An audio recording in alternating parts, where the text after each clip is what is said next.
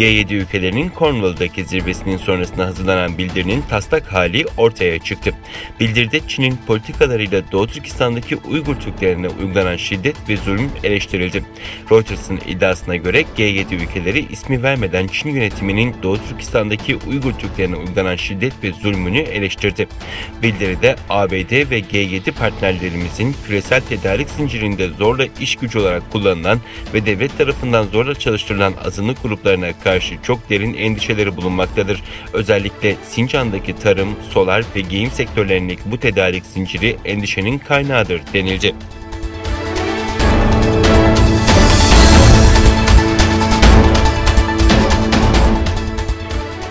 Amerika Dışişleri Bakanı Antony Blinken, Uygur Hareketi'nin kurucusu ve icra direktörü Ruşen Abbas'ın Uygur soykırımını duyurduğu için Çin tarafından hapis cezasına çarptırılan ablası Dr. Gulşen Abbas'a sahip çıkan bir mesaj yayınladı. Blinken, Dr. Abbas'ın doğum günü vesilesiyle Twitter hesabından Doğu Türkistan'da haksız yere hapis cezası çeken Dr. Gulşen Abbas'ın orada geçirdiği 3. doğum günü, 59. doğum günü, sevdikleri onunla kutlama fırsatını hak ediyor paylaşımında bulundu.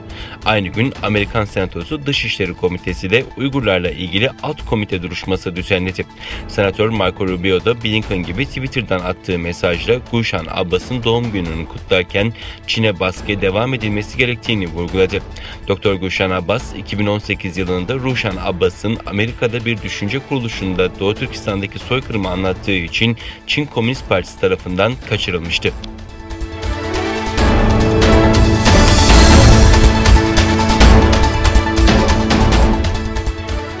Dünyanın gelişmiş ekonomilerinden oluşan G7 ülkelerinin Birleşik Krallık'taki Cornwall'daki zirvesi devam ediyor. İngiltere'nin saygın gazetelerinden Financial Times, ABD, Kanada, Fransa, Almanya, İtalya, Japonya ve Birleşik Krallık'ın dahil olduğu G7 ülkelerinin Çin'in uluslararası etkisini azaltmak için yeni bir proje ve plan konusunda anlaşma sağladığını duyurdu.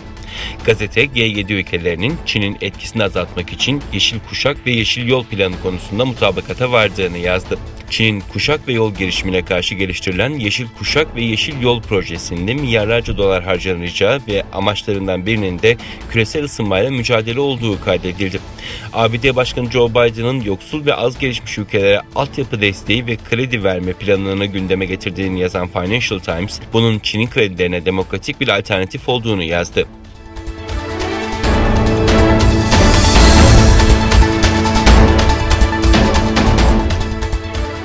İsrail'de 8 partiden oluşan koalisyon hükümeti güven oyu alarak Benjamin Netanyahu'nun 12 yıl süren başbakanlık dönemini bitirdi. Gelecek Var Partisi lideri Yair Lapid ve Yamina lideri Naftali Bennett'in öncülüğünde oluşturulan koalisyon hükümetinin güven oylaması İsrail Meclisi'nde yapıldı. Yeni kabine 59'a karşı 60 vekilin oyuyla meclisin onayını aldı. Oylama öncesi yapılan konuşmalarda Benjamin Netanyahu siyaset yapmaya devam edeceğini ve bir gün tekrar iktidar olacağını söyledi.